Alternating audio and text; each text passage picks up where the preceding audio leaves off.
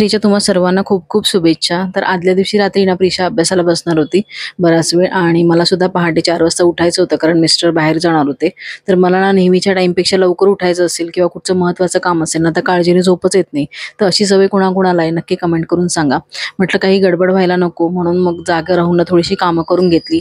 प्रिशाला रात्रीमध्येच क्राफ्टचा mood झाला so ती करत बसली होती.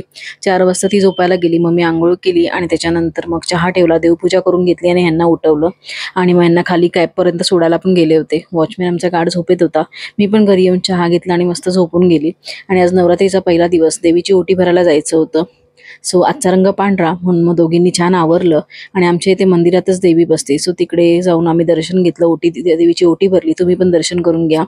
आणि तिथे छान ना त्यांनी गुलाबाच्या पाकळ्यांची मला वेणी दिली. सो ती घरी आल्यानंतर मी प्रिशाला माळली होती आणि खूप सुंदर दिसत होती माझी गौराई. तर तुम्हाला कशी वाटली हेअरस्टाईल नक्की कमेंट करून सांगा. बाय.